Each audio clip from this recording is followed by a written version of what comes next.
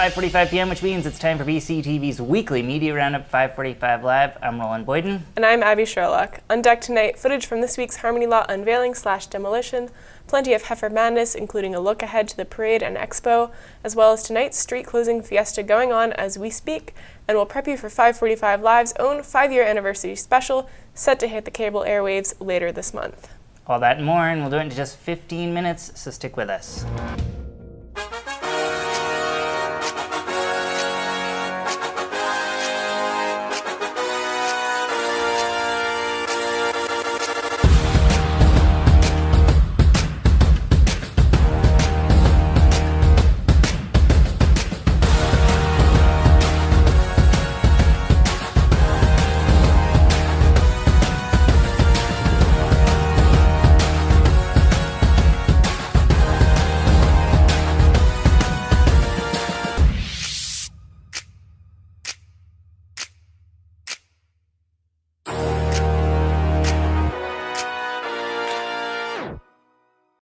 We'll talk about all this weekend's events, which includes some strolling of the Heifers. That's what we're doing down here on Main Street as part of Gallery Walk, first Friday for June, and of course the hype up to the parade tomorrow. And with that, welcome back to this June 3rd, 2016 edition of 545 Live. That's a flashback look there at 545 Live's coverage from the Strolling of the Heifers street closing celebrations last year, as I was joined by one-time 545 Live co-host Kia Bailey for that special. Now this year's installment of that same street closing fiesta kicked off just minutes ago and is now in full swing as Main Street between Elliott and High Street has been closed off and is now packed with food vendors, live music, dancing, chalk-based street art, hula hooping, and much more. Plenty of time to get down there tonight to check it out, or you can tune in for tomorrow's Stroll Weekend capstone event, which is, of course, the parade itself, which is set to trundle over 100 bovine beasts from area farms, along with the usual assortment of non-profit tag-alongs through Main Street, starting at 10 a.m. tomorrow. That's an event you can attend in person along with a projected 30,000 others, or catch live on BCTV, both on Comcast Cable Channel 10 or by watching our newly introduced HD YouTube live stream, which can be found at youtube.com/Brattleboro TV. Now for more on what to expect from this year's festivities, here's founder Orly Munzing when she spoke with Tim Johnson about the 2016 Stroll Weekend. It's just so exciting to see when a group of farmers are in the parade and they come out on Main Street, and the wonderful welcome they get from the community is just very touching. All right, and with that, forward into the headlines we go. This week marked the dawn of a new era for the backlot section of Harmony parking lot, as developers hosted a ceremonial sledgehammer whacking of the old Frankie's Pizzeria building, which has been dormant since the Brooks House fire, with new plans for an outdoor park area unveiled as well. And BCTV producers Maria Dominguez and James Bansleben were on hand to gather footage of the proceedings.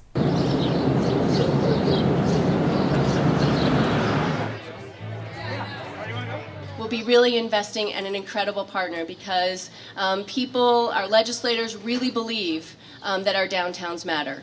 So just remember when you're out, look around, see your neighbors, see what they're interested in, get to know them, and be part of this incredible community. Thank you.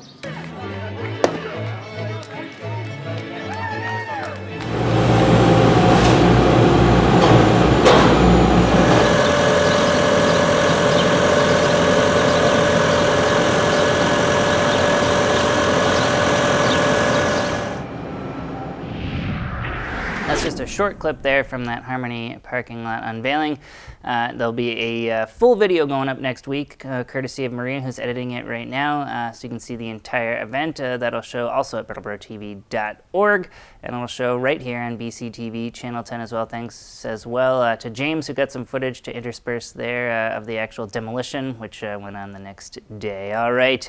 Moving on here, the Windham County Sheriff's Office announced its plans this week not to renew their contract with the town of Putney for the coming fiscal year, removing the full-time residential deputy that has been in place for years, and instead providing coverage to the town through a series of part-time officers working at an hourly rate of just under $50 an hour, a move that the select board members from the town of Putney made clear was a disappointment when they spoke with the Sheriff's Office Captain Robert Lakin during a near 45-minute discussion on the topic at this Wednesday's regular meeting of the Putney Select Board. The rate that we had for the full-time deputy, when you stack it up against, it was a losing rate, but that said, we're not losing in the sense when you see us on the 91, on the interstates, on the details, all those blue lights that we have our part-time staff funding, the money that we're charging for service, we can then take that money to blend out the town so they're not getting hit so hard. Now, Lakin says live-in residential deputies have become too expensive to maintain in the current pricing structure, and part-time officers providing services has become the go-to method for policing some of Windham County's smaller towns. However, he also warned the board that matching the amount of service they're currently receiving from their live-in deputy could now cost significantly more once the new system kicks in this summer.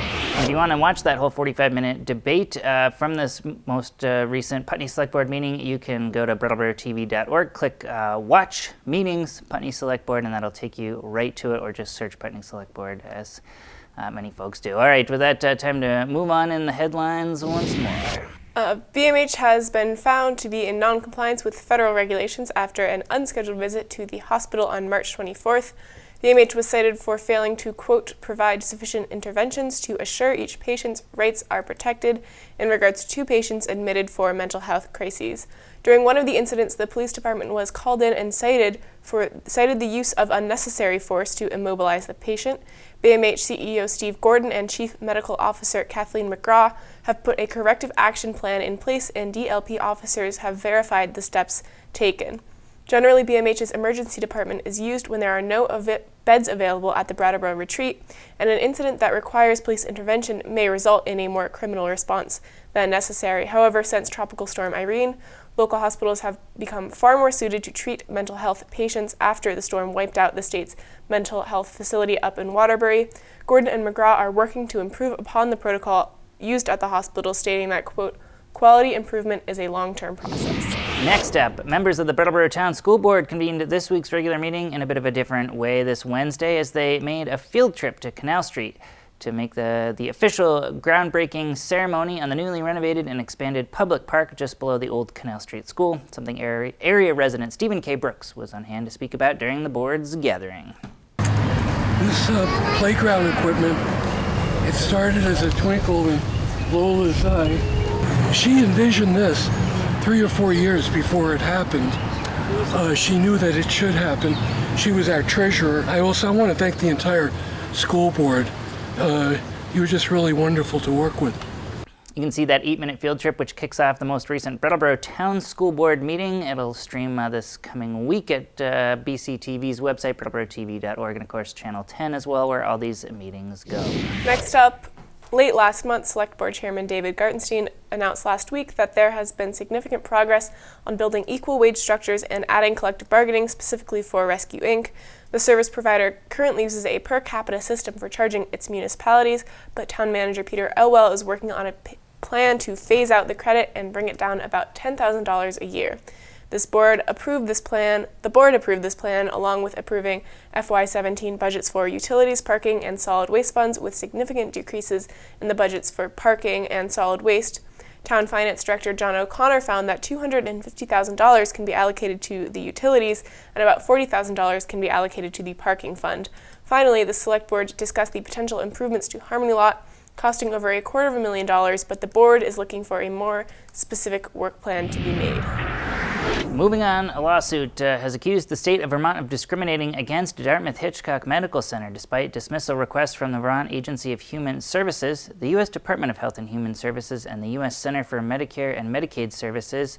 The suit accuses Vermont's Medicaid program of using a payment formula that discriminates against the hospital, citing that around $7,000 goes to the University of Vermont Medical Center and $5,000 goes to Dartmouth-Hitchcock, despite the parallel services between the two hospitals. Vermont also does not give disproportionate share hospital payments to the hospital, and Dartmouth says it has lost $11 million, while UVM medical centers have made around $16 million from these payments. Vermont has not denied the allegations, but is arguing that the case should be dismissed as it does not violate the Constitution's Commerce or Equal Protection Clause. However, the court rejected the argument and will move forward with the suit.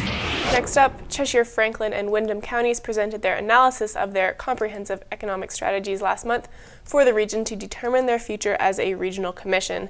The current goal of SEDS is to revive the tri-state economy, and 3 economic development stakeholders presented their findings at the meeting. Jessica Atwood spoke of the aging population in the area, but spoke positively on the growing machinery and forest industries.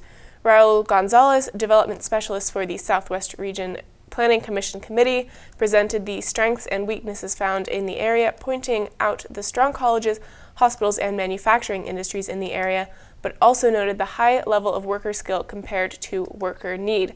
SEDS is planning to complete the rest of their preliminary work by November of this year.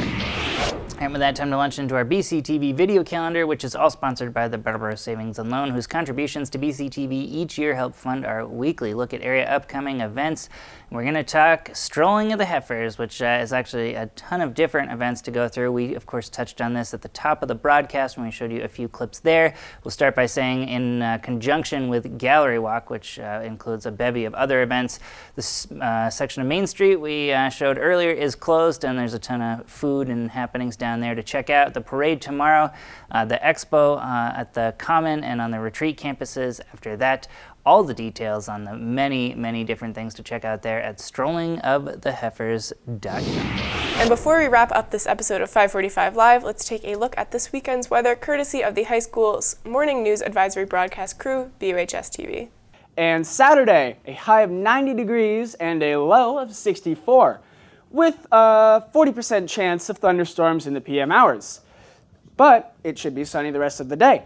And over here on Sunday, we have a high of 82 and a low of 58, cloudy in the AM hours and sunny in the PM hours. So you should be getting some nice sun in the afternoons and whatnot. And over here on Monday, we have a high of 83 and a low of 61. Same deal with Sunday. Should be cloudy in the afternoon. All right, that does it for another edition of 545 Live. Thanks for checking in with us. We'll be back next week when, as promised, we break down 545 Live's 5-year anniversary. We're going to take a look back at some of the top stories from those 5 years, all the different co-hosts that have sat at this desk in that time, some of our favorite bloopers and behind the scenes as well. That's going to be all packed in there, so we want to check that out. We've been compiling it for the last couple months now, looking back on those 5 years. In the meantime, thanks for checking in with us. We'll see you next week.